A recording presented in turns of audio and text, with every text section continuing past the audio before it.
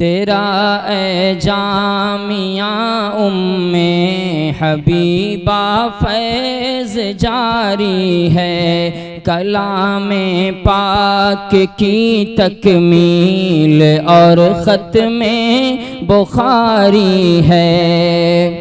तेरी उस सूफ़े नबवी से एक मज़बूत निस्बत है। अपी जान आप कैसी हैं?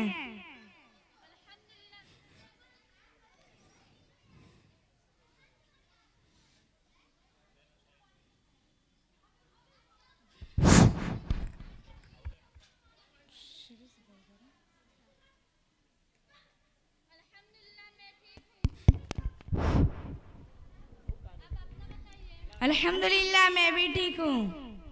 अभी हम लोग आपके पास मैयत को कफनाने के बारे में मालूमात करने आए हैं, क्या बता सकती हैं? जी हाँ, क्यों नहीं मेरी बहनों, जरूर मैं आप लोगों को बताऊंगी। पूछिए जो पूछना चाहती हैं।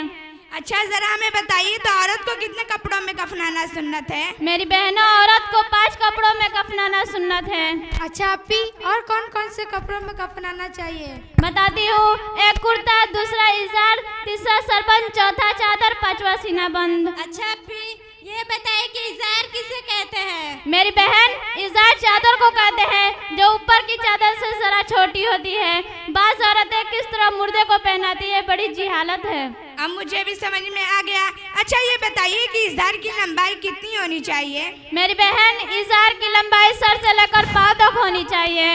अच्छा अप्पी चादर जो सबसे बड़ी होती है उसकी कितनी लंबाई होगी? अच्छा वो तो इजार से 1 हाथ बड़ी होगी। अच्छा अप्पी कुर्ते की लंबाई बता दीजिए, बहुत मेहरबानी होगी। मेरी बहन, कुर्ते गले से लेकर पाँव तक होनी चाहिए और ना इसमें कली और ना आस्तीन हो। अच्छा अप्पी सरबंद और सीनाबंद कितना लंबा होना चाहिए? मेरी बहनों, सरबंद 3 हाथ लंबा होगा और सीनाबंद सीने से लारों चौड़ा इतना लंबा हो कि बन जाए। अच्छा अप्पी औरत के बारे में तो मालूम हो गया, लेकिन मर्द के बारे में नहीं मालूम। जरा बताइए कि मर्द को कितने कपड़ों में कफनाना चाहिए? मेरी बहनों, मर्द को सिर्फ 3 कपड़ों में कफनाना चाहिए। अच्छा अप्पी, और कौन कौन से कपड़ों में कफनाना चाहिए? बताती हूँ। एक कुर्ता, दूसरा इजार यानी छोटी चादर, तीसरा चादर। अच्छा अप्पी ये बताइए 5 कपड़ों से कम में कफनाना दुरुस्त है? जी हाँ, अगर किसी के पास मजबूरी है और वह 5 कपड़ों में ना कफनाए बल्कि फकत 3 कपड़ों में कफन दे, पहला इजार, दूसरा चादर, तीसरा सरबंद, तो ये भी दुरुस्त है और इतना कफन काफी है। अलबत्ता 3 कपड़ों से कम में कर देना मकरूह है। हाँ, अगर किसी के पास मजबूरी ना है, मजबूरी हो तो कम में देना भी दुरुस्त है। अच्छा अप्पी अब हम लोगों को कफनाने का तरीका बता दीजिए कि कैसे कफनाना चाहिए? अच्छा ठीक है मेरी बहनों, कफनाने का तरीका है कि पहले लिफाफा बिछाओ, फिर इजार, उसके ऊपर सीनाबंद, फिर कुर्ता, कुर्ते के ऊपर का दामन चुनकर सिरहाने कर दो।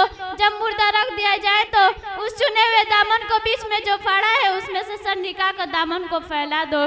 सर के बालों को 2 हिस्से करके कुर्ते के सीने के ऊपर डाल दो, एक हिस्सा दाहिने तरफ और एक हिस्सा बाएं तरफ। उसके बाद सरबंद सर और बालों पर डाल दो और उसको ना बांधो और ना लपेटो। फिर इजार लपेटो, फिर सीनाबंद लपेटो, फिर इजार लपेटो, पहले बाएं तरफ फिर दाहिने तरफ। फिर किसी धज्जी से सर और पैर की तरफ कफन बांध दो और एक बंद से कमर के पास बांध दो ताकि रास्ते में ना खुल पड़े। बहुत बहुत शुक्रिया अप्पी, आपने हम लोगों को कफनाने का तरीका बताया। अब जरा मुख्तसर लफ्जों में नहलाने का तरीका बता दीजिए, आपकी बहुत मेहरबानी होगी। अच्छा ठीक है मेरी बहनों, मैं आप लोगों को नहलाने का तरीका भी बता देती हूँ। जब कफन का सामान हो जाए तो पहले किसी तख्त को लोबान या खुशबूदार चीज की धोनी दे दो, 3 दफा या 5 या 7 दफा। चारों तरफ धोनी देकर मुर्दे को उस पर लेटा दो और कपड़े उतार लो और कोई कपड़ा नाक से लेकर टखनों तक डाल दो ताकि बदन छिपा रहे। फिर पहले मुर्दे को इस्तिंजा कराओ, लेकिन उसके रानों और इस्तिंजा की जगह हाथ मत लगाओ और ना उस पर निगाह डालो, बल्कि अपने हाथ में कोई कपड़ा लपेट लो और जो कपड़ा नाक से लेकर टखनों तक पड़ा है उसका अंदर धुलाओ। फिर उसको वजू कराओ, ना कुली और ना नाक में पानी डालो और ना गट्टे तक हाथ धुलाओ और उसको खूब याद रखो, ना वाकिफ लोग बड़ी गड़बड़ करते हैं।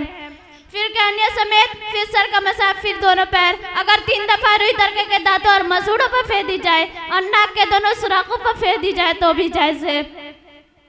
अगर मुर्दा नहाने के हाजत में मर जाए तो इस तरह नाक और मुंह में पानी पहुंचाना जरूरी है। नाक और मुंह और कान में रुई भरो कि वजू करते और नहलाते वक्त पानी न जाने पाए। फिर सर को किसी चीज से जिससे साफ हो जाए, जैसे साबुन वगैरह से मल कर धो और साफ करके मुर्दे को बाएं करवट लेटाकर बैरी के पत्ते डालकर पकाया हुआ नीम गरम 3 दफा सर से लेकर पैर तक डाले कि पानी बाएं करवट तक पहुंच जाए, फिर दाहिने करवट तक पहुंच जाए। उसके बाद मुर्दे को अपने बदन से जरा टेक लगाकर बैठाए और उसके पेट को लो आहिस्ता आहिस्ता मले और दबाए। अगर कुछ निकले तो उसको पोंछ कर धो डाले। वजू और गुस्ल में निकलने से कुछ नुकसान नहीं, अब ना दबाओ। उसके बाद बाएं करवट डाले और सारा बदन किसी कपड़े से पोंछ कर कफना दो। शुक्रिया अप्पी जान, आपने हम लोगों को नहलाने कफनाने का तरीका बताकर बहुत ही अच्छा किया। अब हम लोग भी ऐसे ही नहलाया और कफनाया करेंगे और दूसरों को भी बताएंगे। जरूर दूसरों को भी बताना और आप लोग भी उस पर अमल करना है इंशाअल्लाह। ठीक है अप्पी, अब हम लोग चलते हैं, इजाजत दीजिए और दुआ में याद रखिएगा। ठीक है, आप लोग जाइए और आप लोग भी दुआ में याद रखिएगा। अस्सलामु अलैकुम व रहमतुल्लाहि व बरकातुहू। वालेकुम अस्सलाम व रहमतुल्लाहि व बरकातुहू।